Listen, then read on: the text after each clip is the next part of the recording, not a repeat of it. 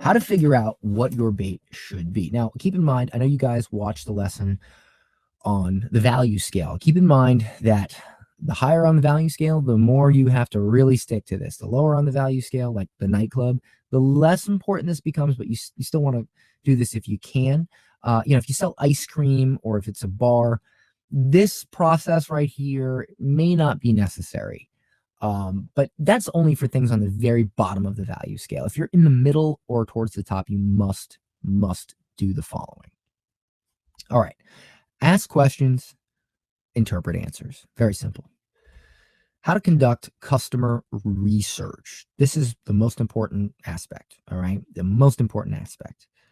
So you don't know your customer. All right. The worst thing you can do is assume that you do simply because you have been in the industry or have been in their shoes. That's just not true. You think back to the 20 years you were in that business. You didn't know what questions to ask. You didn't know what to look out for. You just knew what you were doing at the time selling. You're not thinking, okay, how do I create a funnel? How do I create bait? What questions do I need? You're not thinking that. So you don't know this stuff. All right. You need to do proper research by asking very specific questions to at least 12 people that are your potential market. All right.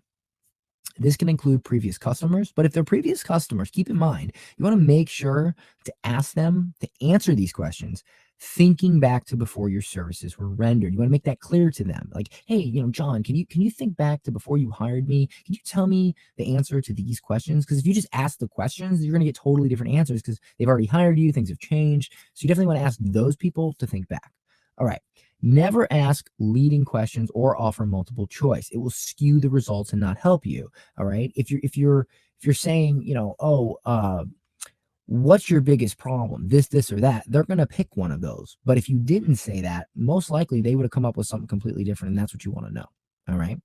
Most important thing here is this right here. You are looking for patterns of the same answer. Let me repeat that. You are looking for patterns of the same answer. That is the whole goal to this exercise. All right.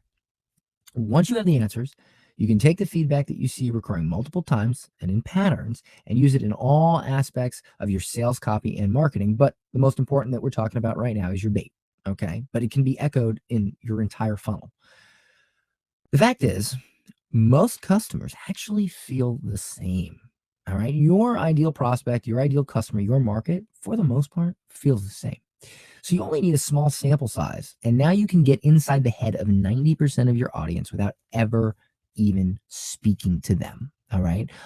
And they'll feel like you already know their problems because out of 1,000 people that see your content, you ask 10 or 12, you figured out the patterns, and now that echoes throughout the whole 1,000, and you're ahead of the game. All right. And that's how we create convincing and appealing bait, is by figuring this stuff out and what they really care about.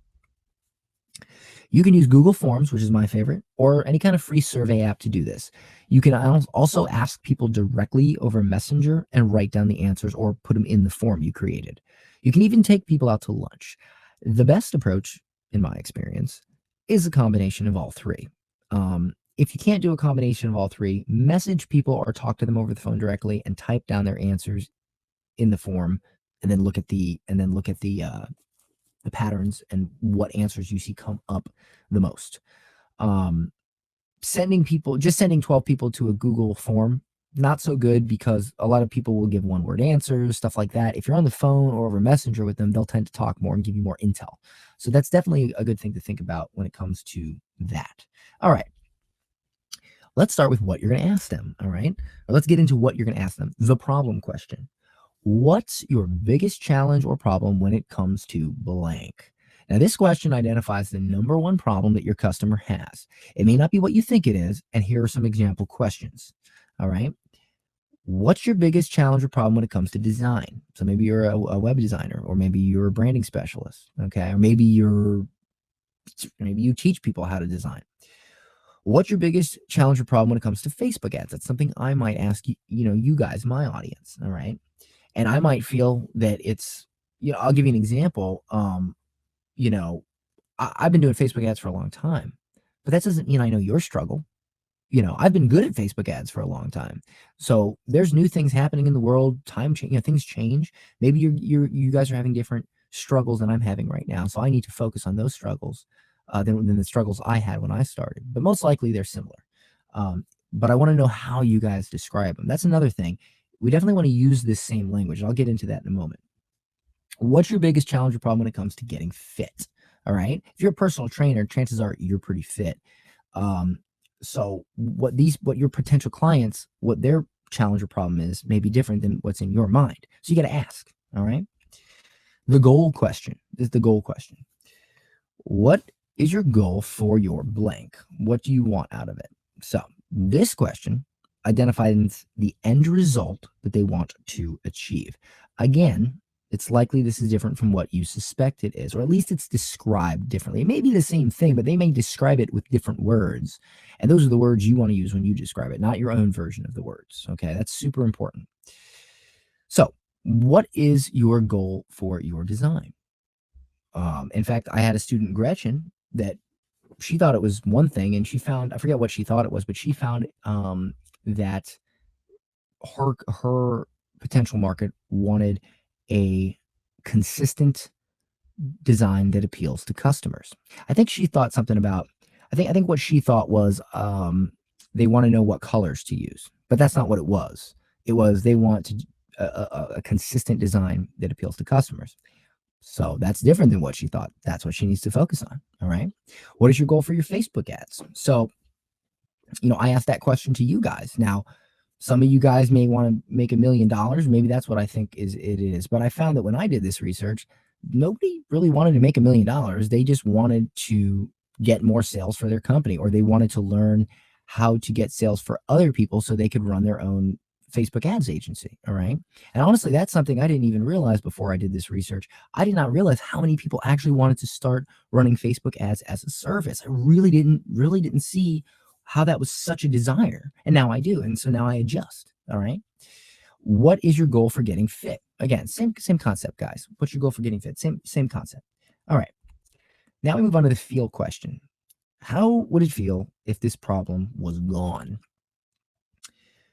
This may seem like a silly question, and it kind of is a little bit of a silly question, but it does work. Likely they will say things like fantastic, great, or some common word like that. But if you're on the phone with them or you're on Messenger, a lot of times you can get a little bit more out of them. And they may give you a long description, and that's where it really becomes useful, because you may hear some things that you didn't quite think of. And when you see the patterns, like for instance, maybe you see 3 or 4 or 5 people say liberating. And now you're like, wow, I didn't think liberating. Okay, so now you use liberating in your business, in your copy, and the things that you say in your bait title. You use that word because you figured, oh, that's a big thing with them. That's the type of language they use. All right. The advice question. This is a great one. What have you already tried in this area? What frustrations did you have? Now, remember when I was talking about the desire and then without the usual problem? This is where we find out what that usual problem is. All right.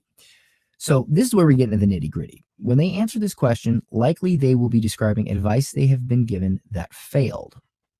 You want to look for patterns and then mention this in your email sequence, your ads, your sales copy, and of course, as we're talking about right now, your bait. For instance, I did not realize that so many people cared about cost per click, yet they still didn't get results. Okay. So one thing I found was that instead of optimizing the psychology of their ads or, really delving into what people want, they really weren't even worried about that. They were kind of just like, oh, whatever. They were worried about cost per click, getting their cost per click down. I don't even use cost per click. I use conversions most of the time.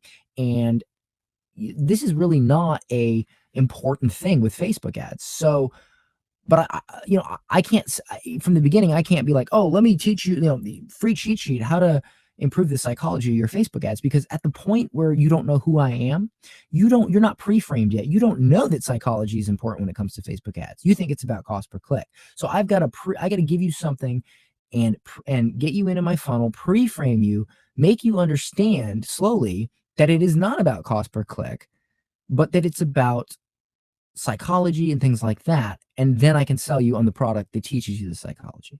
Okay. But if I just say, oh, here's a psychology product, you're gonna be like, well, psychology product, why do I need that? All right. So I might use this like, how to run winning Facebook ads without worrying about cost per click. That's a great title right there. Maybe I'll use it. But that's where I found that out. All right. Once I realized this using my research, I made a point to mention how worrying about cost per click gets you nowhere, which is what I just explained to you.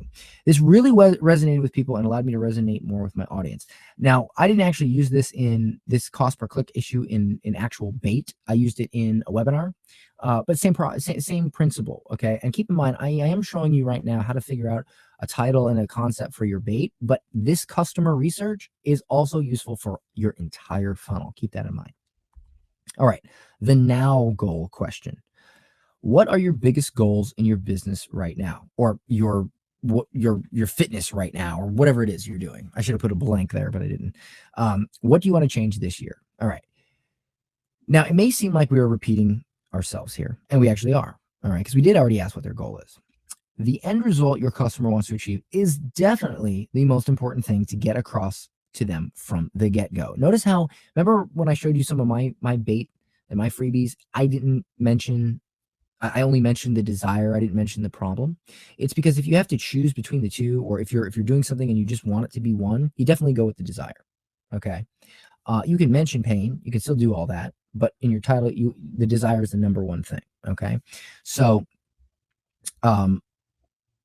asking this question again is fine, because we want to make sure that they didn't not tell us enough. Okay. Well, let's ask it again and see what else we can get out of it, because we really need to know this. So asking it in a different way, because I'm saying the now goal. What's your goals now? So I'm asking the same question. I'm just asking in a slightly different way. I'm jarring their brain a little bit to get a little bit more info out of them. So asking it in a different way again gives them yet another chance to further clarify and give you more intel, because that's the most important thing. We need to know what their desire is. Okay. So asking a second time in a different way is fine. It's not redundant. It's not repetitive.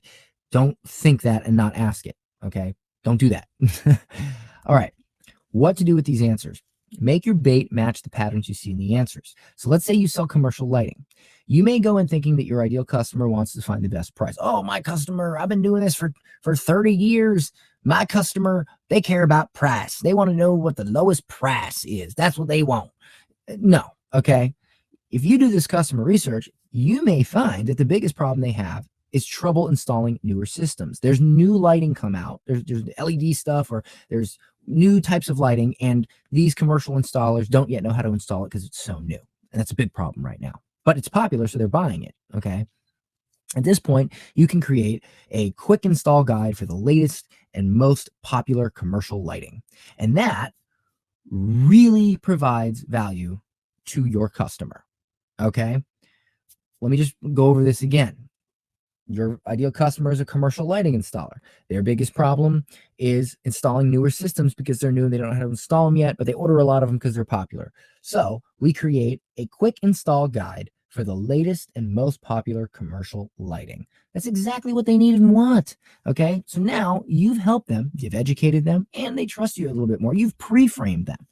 Now they are pre-framed. Naturally, when they need to buy commercial lighting, you will be on their mind. Okay. You can promote your products within the freebie, the bait, follow-ups, retargeting, or even a call. You can promote with affiliate products and with, especially e-commerce. Like if you're doing a product launch, yeah, promote it at the end. But if you're doing a e-commerce thing, you can promote it all along the way and just keep giving value, keep giving value, keep giving value.